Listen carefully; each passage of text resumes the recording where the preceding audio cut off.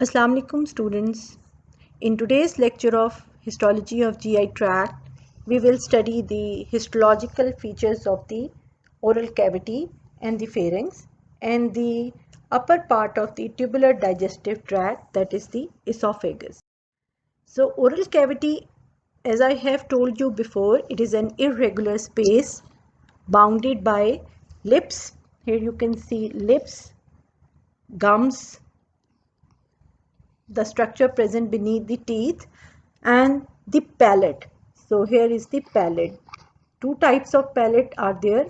Hard palate, this one is the hard palate. You can feel it with the tip of your tongue, the in the roof of your oral cavity, that it is a hard structure between the teeth, the hard palate, and in the posterior part of the oral cavity lies the soft palate. You can see here the soft palate. Also, the oral cavity contains the teeth. Now, first of all, the lips. The core of lips is formed by the skeletal muscle fibers embedded in the fibroelastic connective tissue. Now, each lip, here you can see it has got three surfaces. The cutaneous surface, this one is the cutaneous surface having the hairs. This zone, this area is known as vermilion zone or red zone. You can see here. And the third surface is on the inner aspect, that is the oral surface. Now first of all, the cutaneous surface. Cutaneous surface is covered by ordinary skin containing the hair follicles, sebaceous glands and sweat glands.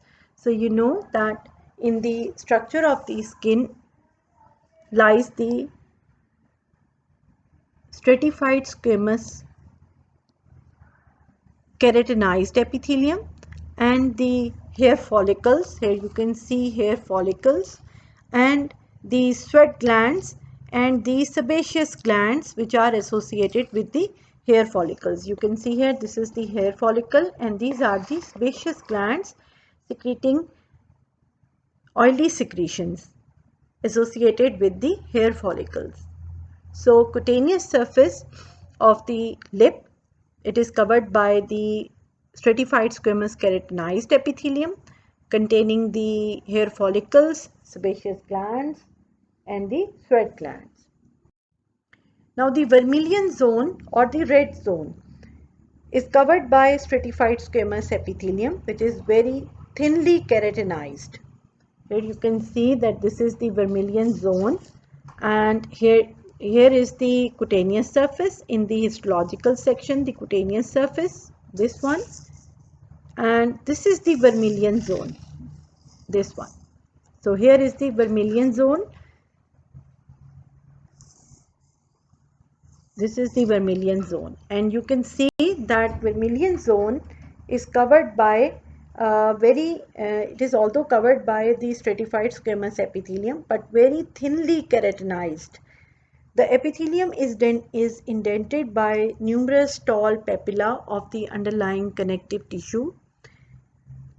These papilla contain a large number of blood vessels, giving this area a reddish appearance. So, beneath the epithelium lies large blood vessels. They are not apparent here, but this is the area of the vermilion zone, and beneath the epithelium lies the large number of blood vessels, giving this area a reddish appearance. The vermilion zone contains no sebaceous glands or sweat glands. Therefore, the lips are kept moist by saliva which is applied to them by the tip of the tongue. The epithelium and connective tissue of red area is richly supplied by the nerves. So the oral surface of the lip, so here you can see this was the cutaneous surface, and in cutaneous surface you can easily see that the epithelium is the keratinized epithelium and stratified squamous keratinized epithelium. So this is the vermilion zone, this is the vermilion zone, and this is the oral surface of the lip. Now The oral surface of the lip is covered by oral mucosa, which consists of non-keratinized stratified squamous epithelium and a connective tissue lamina propria. So here you can see the connective tissue lamina propria. The lamina propria bears tall papilla which project into the overlying epithelium. So these are the papillas which are projecting into the epithelium here. This one. These are the long papillas which are projecting into the epithelium. Now, small groups of minor salivary glands called the labial salivary glands, they are embedded in the lamina propria of the lips, shown here. You can see mucus secreting labial glands. Now, these glands are simple acinar or tubuloacinar glands which produce a mucus secretion. Their secretion passes into the oral cavity through short ducts. So, through short ducts, their secretion passes into the oral surface of the oral cavity. Now the palate. The palate is of two types, as I have told you before, the hard palate and the soft palate. The hard palate, it contains the bone, while the soft palate contains the skeletal muscles in their core. So you can see muscles of the soft palate and there is a bone in the hard palate. So hard palate, it forms a rigid surface against which the tongue can apply force during mastication and deglutition.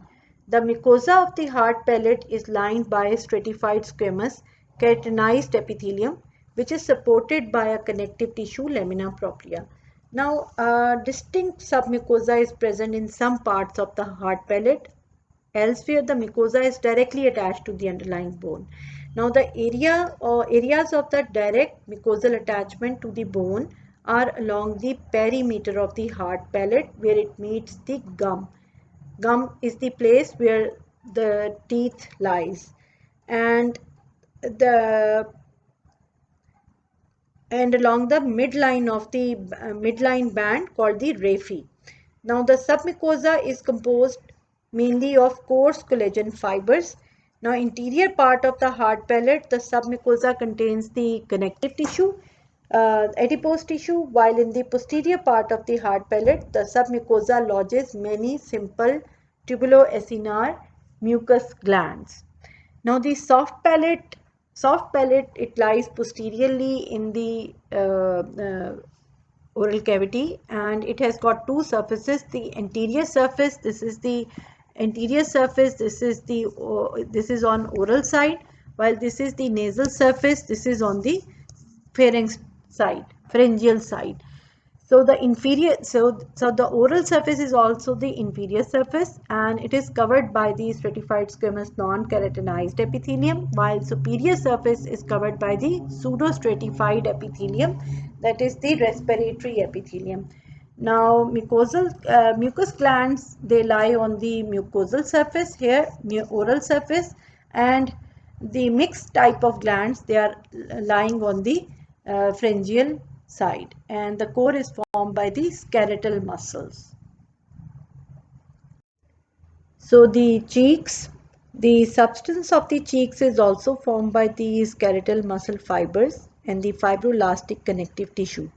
Now, external to the muscle core is present the hairy skin containing the sebaceous and sweat glands.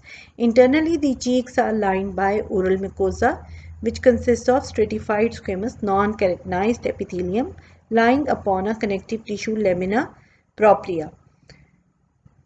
Now, beneath the mucosa is a layer of loose connective tissue which constitutes the submucosa. Now, this submucosa, it contains elastic fibers and mixed mucus and serous glands. Large number of elastic fibers. So, elasticity of this submucosal tissue prevents excessive folding of the mucosa, which would lead to injury while chewing if such folds were caught between the teeth. The submucosa also contains numerous minor salivary glands, which are small glands of simple acinar or tubuloacinar glands of mucus variety. Now, secretion of these glands passes into the oral cavity via the short ducts. Now the oropharynx, this is the part of the pharynx which conducts the food from the oral cavity to the esophagus, and it is now it is lined by mucosa. Mucosa is formed by the stratified squamous non-keratinized epithelium. This epithelium rests on thin lamina propria of loose connective tissue, and outer to the mucosa is present the muscularis of the pharynx, which consists of skeletal muscles of the pharyngeal wall. So mucosa, upper layer, and then the inner layer is the muscularis externa layer, which consists of skeletal muscles of the pharyngeal wall, and then the external layer adventitia, consisting of connective tissue. So mucosa, muscularis externa, and adventitia lines the oropharynx. So esophagus, it is a muscular tube whose function is to transport food material from the oropharynx to the stomach. So you can see it is continuous with the oropharynx and going to the stomach. Here you can see. Now in cross section, the lumen of the esophagus is seen to be collapsed. So here you can see the lumen. It is seen to be collapsed, but it opens up when the bolus of food passes through the esophagus. These the mucosal folds, they disappear and the lumen becomes patent. The wall of the esophagus consists of all the typical 4 layers of the digestive tube. So the esophagus is the uppermost part of the tubular digestive tract, and it consists of typically 4 layers of the GI tract, that is the mucosa, submucosa, and muscularis externa, and then the serosa or adventitia.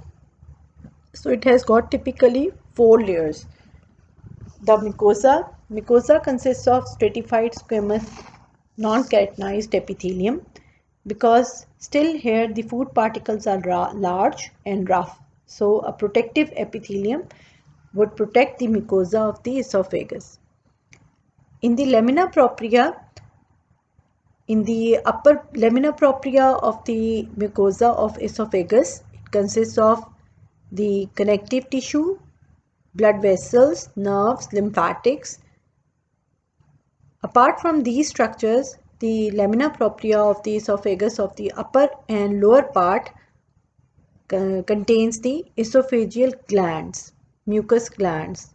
In the upper part, they are present because the bolus of food is coming from the pharynx and they have to provide with the lubrication. And in the lower part of the esophagus, the esophageal cardiac glands are there because the stomach contents, when the opening between the esophagus and the stomach, it opens up, the stomach contents, they pass backward, and as a result of the acidic content, the wall of the esophagus can get damaged. So that's why the lamina propria of the lower part of the esophagus also contains the mucus glands. Third part of the mucosa in the esophagus is the muscularis mucosae. It consists of inner circular and outer longitudinal layer of smooth muscles. Now, muscularis mucosae in the esophagus is the thickest part in whole of the GIT. Muscularis mucosae of the esophagus is the thickest.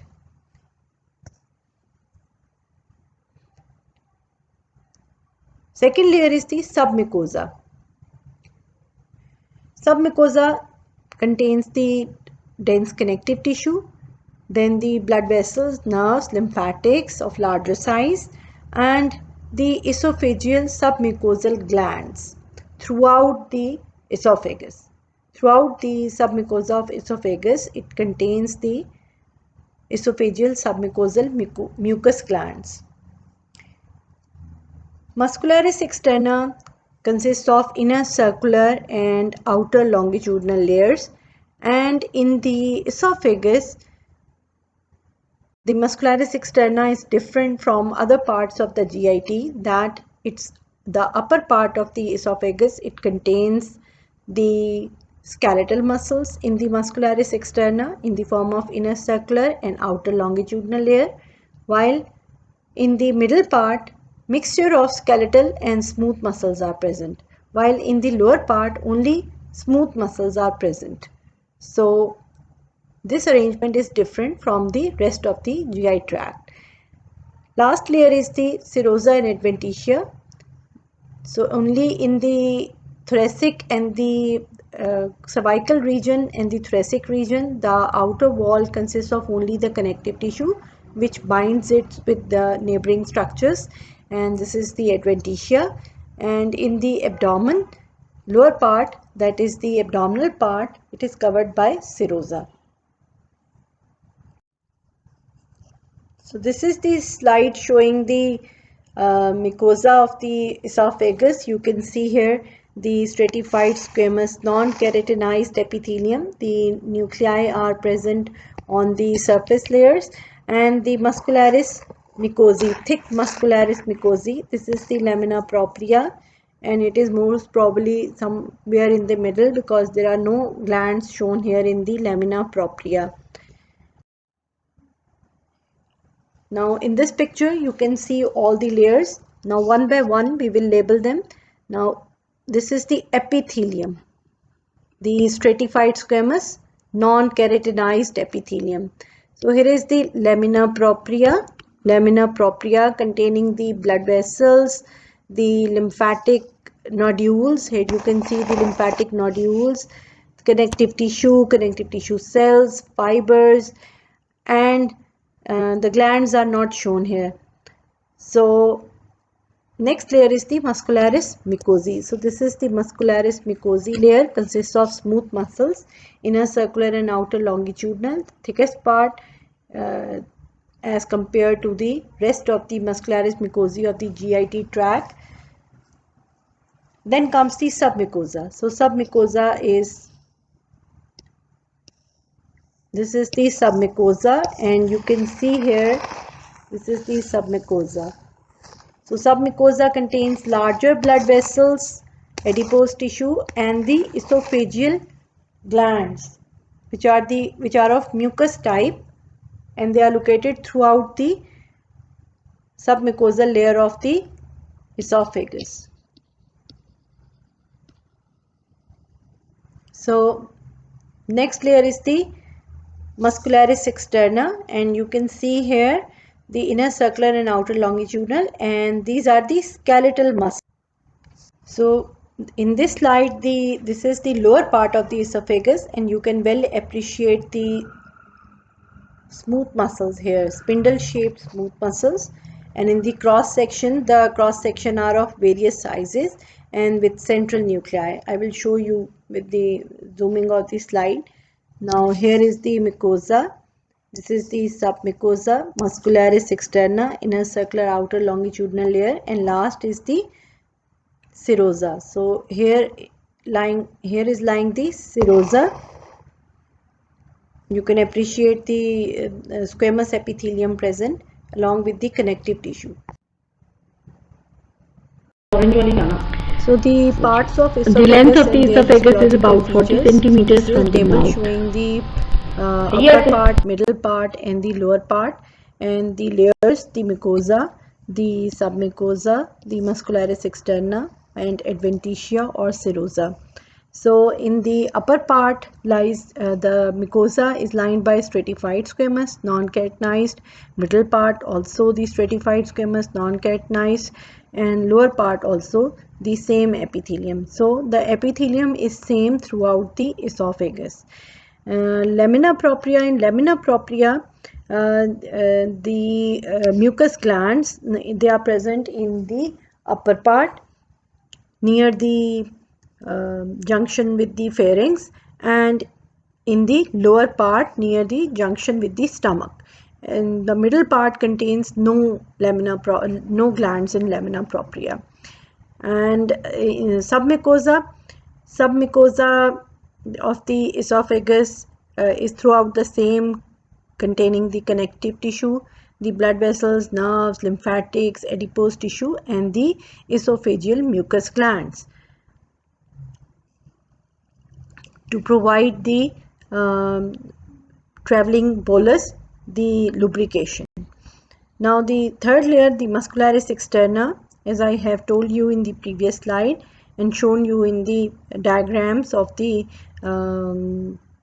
sections of the esophagus, that in the upper part only skeletal muscles are present, while in the lower part smooth muscles are present, while middle part it contains the skeletal muscles and the smooth muscles, so mixture of them. In the last layer, the adventitia or the serosa, upper and middle part they contain adventitia, while lower part it contains its outer wall is adventitia, but the lowermost 1 inch it contains the serosa in it. So Barrett's esophagus, in this condition, the epithelium, stratified squamous non-keratinized epithelium of the lower part of the esophagus, it changes into the simple columnar epithelium. This phenomena is known as metastasis. You have studied in your general histology lectures. Now, this condition is known as Barrett's esophagus. Now, what happens? The lubricating mucus produced in the esophagus offers little protection against acid that may move from the stomach. Now, such movement can produce heartburn or reflex esophagitis. An incompetent inferior esophageal sphincter may result in chronic heartburn, which can lead to erosion of the esophageal mucosa. Now, this untreated erosion of the esophageal mucosa produce metastatic changes in the stratified squamous epithelium of the esophageal mucosa, and this condition is known as Barrett's esophagus. Now here the white color is the stratified squamous epithelium, and the brighter color, the red color, is of the changed epithelium, the changed epithelium, which is the simple columnar epithelium.